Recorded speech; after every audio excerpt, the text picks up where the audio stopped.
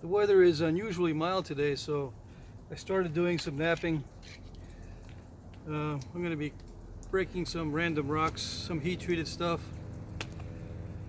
But I'll take advantage of this opportunity with a new camera, a new phone with a new camera, to see how this works, to see how the sound is and all that.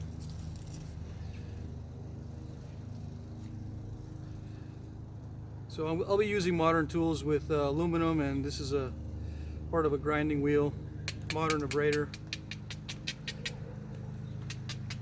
It's been over a month since I've napped, so I'm a little rusty.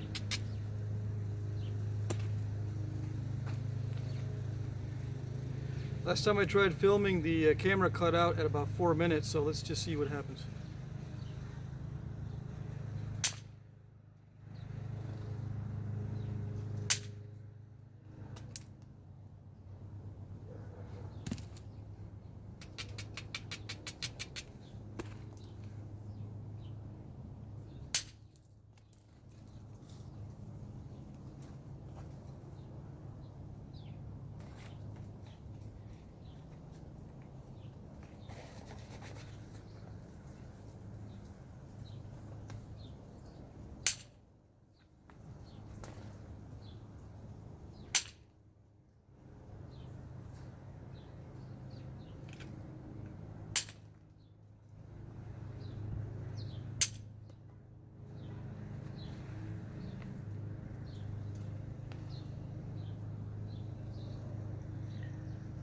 Typical kind of clunky piece, but I'm going to try to flatten it out. It's got some nice colors under the cortex, but I think I might lose all of that. It's got a large dip right here, but I think I can thin it down enough to make that or minimize that.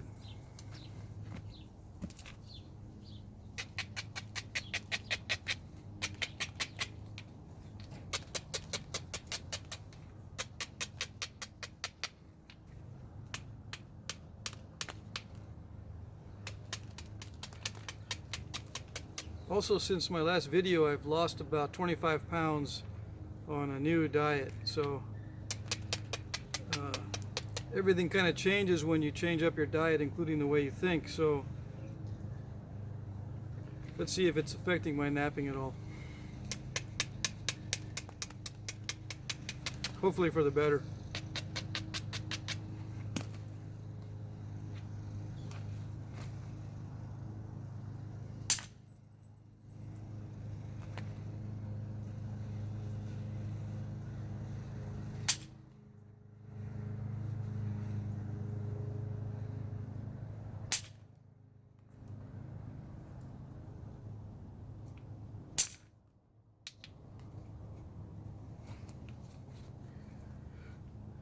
Trying to get through that cortex is a little tricky.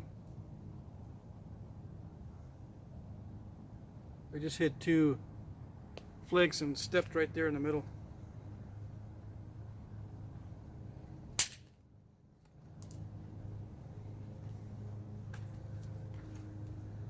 Took one from near the tip into that. I still got a bit of a step. I'll try coming in from the other side.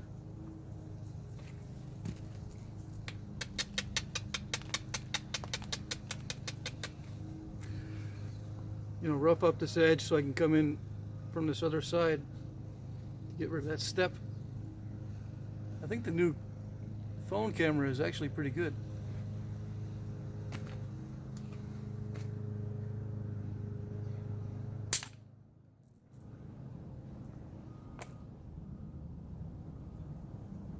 Not quite. I crushed the platform on that one, so.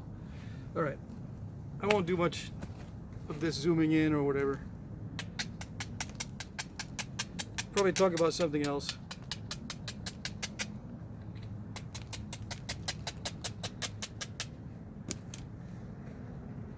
I've been doing a lot of reading, but not archaeology.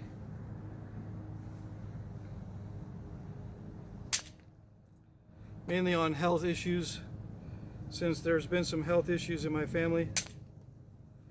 I did take a 23andMe test, and I'll do a future video on my ethnic backgrounds and stuff like that. But the test was very instructive on what I might be susceptible to as far as various illnesses and diseases. I don't have any markers for any major diseases except one, which is Alzheimer's, a chance for Alzheimer's. I think it's funny, that's like the only one I have a slight chance of increased, a slight chance for that. I've also got a lot of Neanderthal DNA. I've got more Neanderthal DNA than 71% of the population, something like that. Most of my heritage is Northern European. That's no surprise. What was surprising to me was I do have Native American heritage.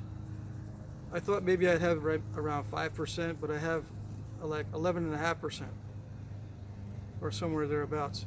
And the Halpo group on my maternal side is common among some Southwest Indian tribes and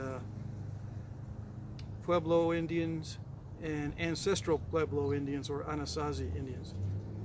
So, but I'll get into that in another video.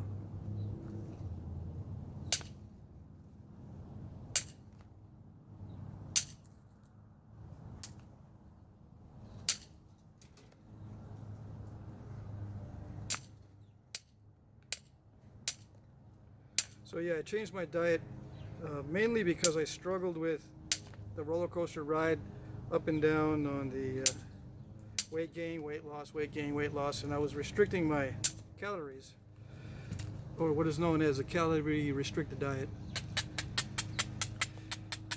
And I struggled with it for years, and what it did mainly was reduce my metabolism or slowed it down to such an extent that I would have to literally starve myself to lose the weight because I became so efficient at using the calories. But now that I've eliminated all carbohydrates, my whole metabolism has changed. I tried eliminating carbohydrates before, but I was never able to get it down far enough. And then my family switched over to veganism. So I was a vegan for a little while, like last year, almost a whole year last year. And my health deteriorated, I got fatter. I just can't do a high carbohydrate diet. Even the healthy carbohydrates that have a lot of fiber mixed in, the slow release, slow sugar release type of carbohydrates, I can't do those either. I can't even taste anything sweet or my insulin will spike.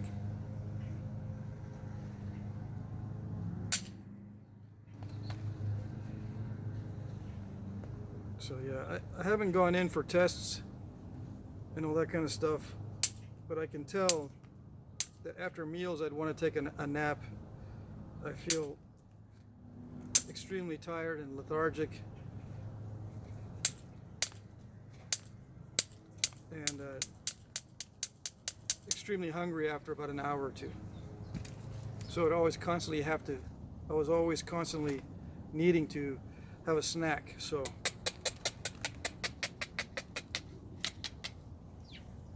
it was extremely hard to control my weight. I just kept going. It was a creep toward more and more weight as I got older. But I managed to reverse that, which made me very happy. More on that later. Okay. So, but I have been reading a little bit on lithics and flint knapping, and I'm almost done listening to the audiobook version of Across Atlantic Ice. And I've had a lot of requests on reviewing that book. My first impression of the book is that it's trying to make the case for a connection between Solutrean and Clovis, which it does pretty well, but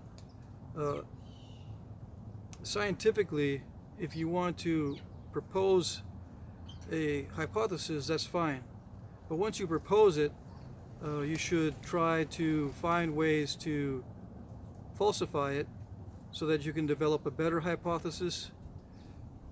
Right, that's the scientific method. In the book, it doesn't do that. It tries to make the case for the connection between Solutrean and Clovis throughout the entire book, selecting different studies and selecting different characteristics of the lithics. And there are similarities, of course. But the overall impression I get of the book is it's just propaganda for that hypothesis. Although the authors are very knowledgeable, they don't seem to be knowledgeable on the scientific method. At least not in the book. They might be otherwise, but in the book it's more like an infomercial for the connection between Solutrean and Clovis. Okay. And other than that, I'll go more into depth. I'll just actually do a video specifically on that book coming up. I've got some time here during the holidays because the kids are going to be off of school, and I won't be Mr. Taxied the whole time. So I'll have more time to do some videos on various specific subjects. This one I'm kind of rambling on and trying to get back into the flow of this, of napping. Rambling on about different topics. Anyway.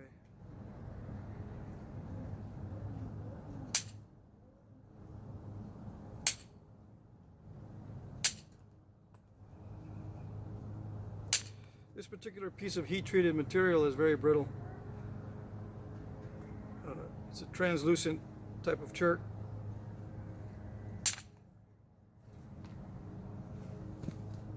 I'm still having a little bit of an issue with the high spot where that cortex was earlier.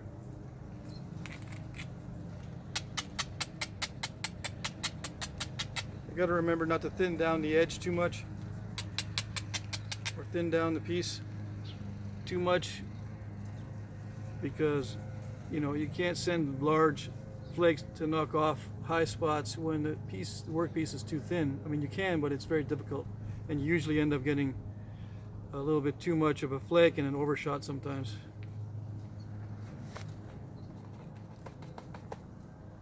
I consider overshots not desirable for this type of work, not with a small piece. With a larger piece, you can afford to have overshots, and if your goal is a narrow point, then it's fine. Which is important with certain napping techniques and point styles,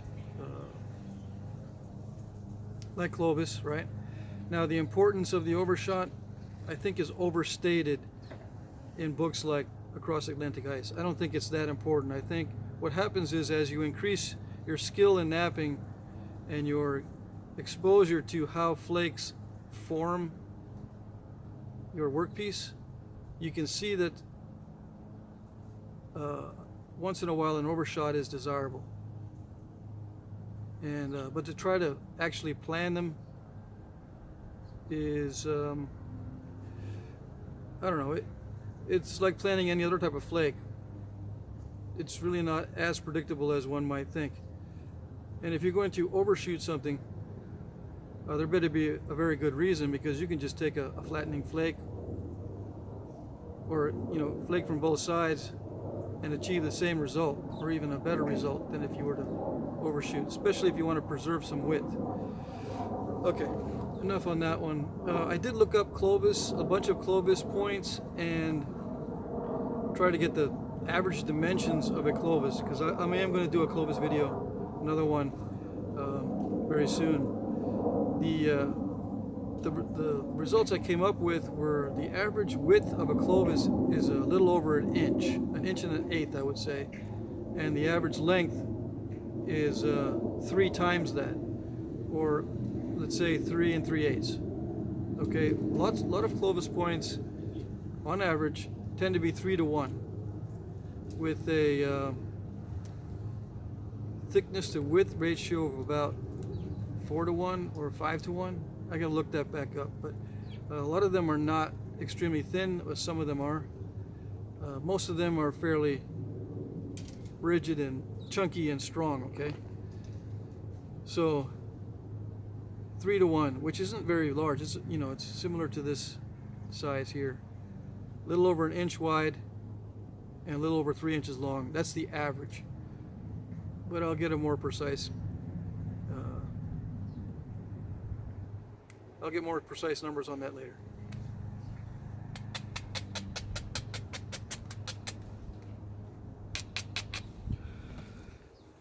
I've also been studying a little bit on the Levallois technique, and there's actually two different major forms and two major ethnic groups that were using the technique. Neanderthals used it, but also some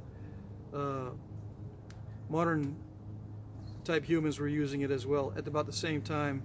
But it lasted quite a number of years. The technique is a very persistent technique over time.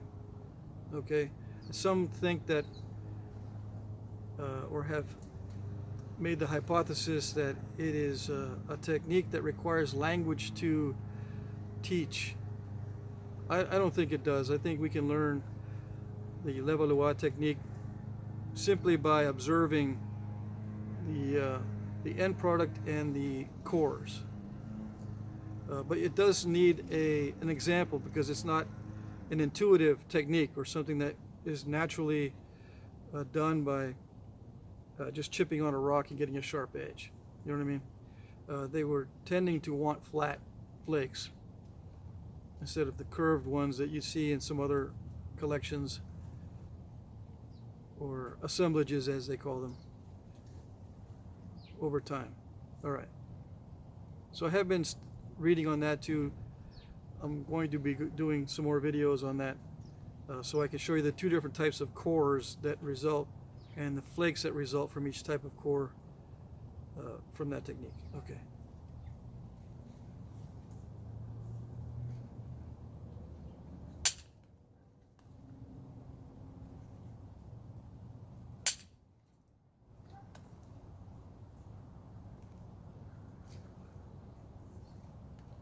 Now, one of the things that is difficult to get back into is the thinning. I don't know if you can see, I'm hitting a very thin edge here on this side, and I've cracked it, and there's some cracks going into the edge. I've got to clean those off before I continue. I don't know. Anyway, if you strike a very thin edge, a lot of times you'll send in cracks that are radial cracks, which go in this way instead of this way to scoop out. They start going in this almost vertically.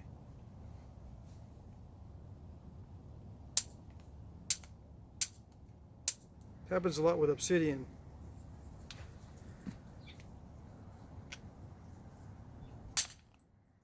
And heat treated stones, of course.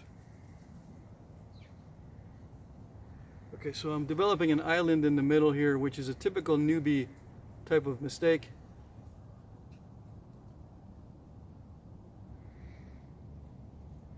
These do exist on actual artifacts, but I'll need to beef up one of these edges by taking it back and making it more narrow and then shooting a heavy flake into that area.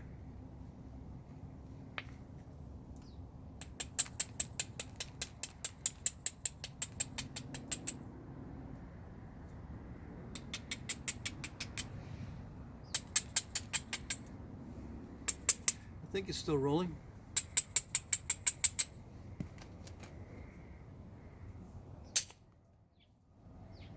But first I'm going to thin down the ends.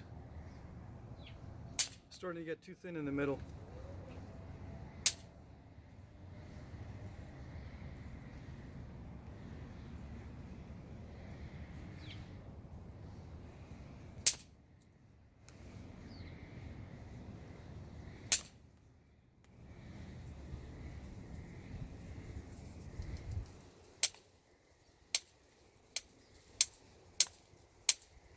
I'll be making a flint knapping set out of steel very soon. start a whole new series on flint knapping with steel, steel billet, steel flakers, steel pressure flakers, steel punches. I mean, this is a horizontal punch. All steel. I get a lot of questions on how good is steel and brass and stuff like that. I don't like brass because brass is very bouncy. It tends to, I don't know what it is, but it tends to be very springy, and it creates strange types of flaking mistakes.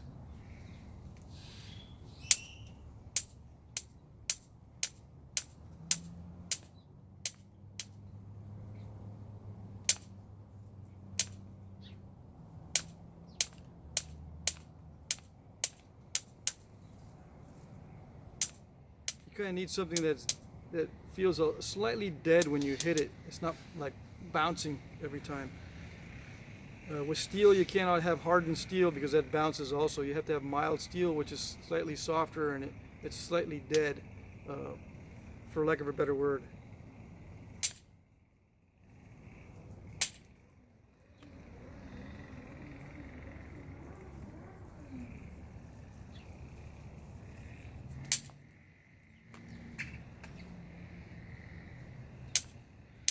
I get a lot of questions on using wood for the punches.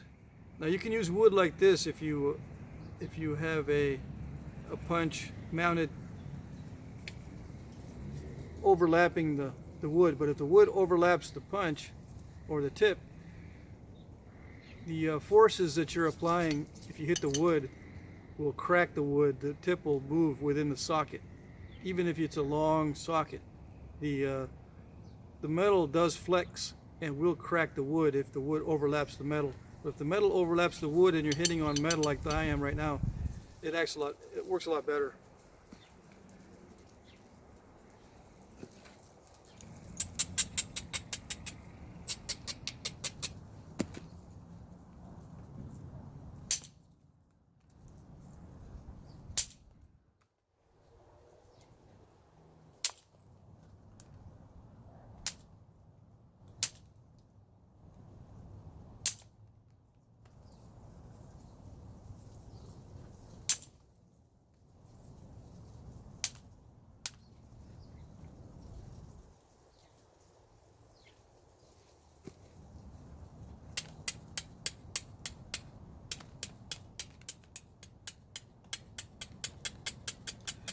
In future videos, I'm also going to discuss other techniques. Like there's a technique with a shaft punch that kind of leans up against your lap, and you strike the punch this way, and you're using your leg as kind of a shock absorber for both the workpiece. You can either elevate the workpiece slightly or put it on your lap or your leg with a pad as a shock absorber, which is fine for, I think, delicate work, but you really need a more free punch to do extremely heavy work, and also to allow more range of motion on a workpiece. There's not much range of motion here, although you can elevate it and then shift, but then you're going to be elevating this. If it's a shaft punch, you're going to be elevating it and allow yourself more freedom, but you might as well just do it this way. You know what I mean? If you want to use your pad as support, then use it as support. But if you're going to elevate your workpiece and then use the shaft punch, I think it's more free to use the freehand technique, and allows you a larger range of both force and motion and positioning. Because a lot of times I tend to strike opportunistically, so that means I need to adjust my strikes according to the edge. Whereas if you have support for your workpiece, which is fine, you have to develop a very precise striking platform because everything is pretty much the same. There's not much range of motion this way, and there's not much difference in force this way. There's only a certain amount of force you can put before you're starting to strike too hard, and before you start snapping your pieces in half because of the support. Okay, there's a restriction on range of motion and amount of force. Okay, so that's why you need to develop a very precise platform with a supported method. With a freehand method, you can adjust according to the edge. You don't have to prepare as carefully, and you can achieve good flake removal as long as you're not too crazy with it in various positions, okay, and various amounts of force.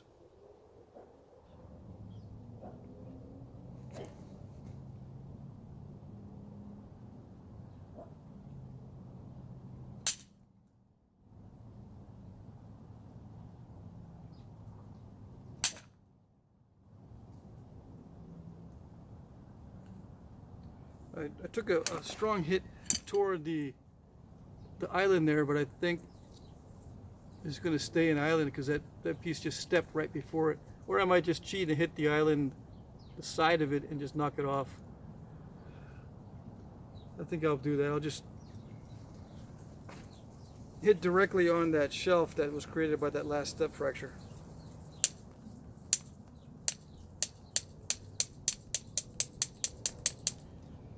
And if it shows it, I just kind of knock that down.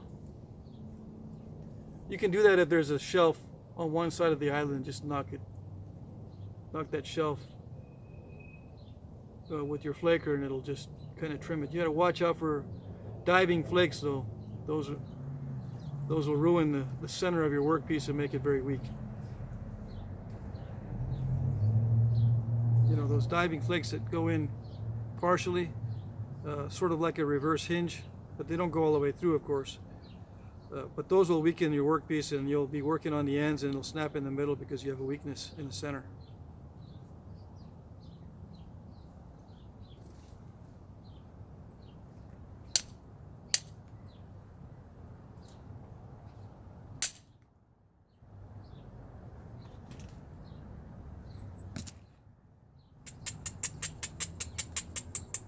Got another island on the other side that I tried a large or a powerful flake to get rid of it, but it stepped again, or there's also a partial flake remaining within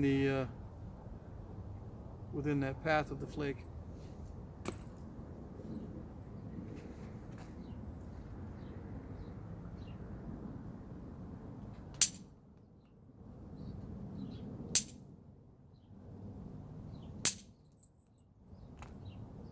Okay, so that's it for now. The camera is signaling to me that it's running out of space, or maybe battery charge, but that's what I've got so far. Maybe I'll zoom in and do the regular view for the next video.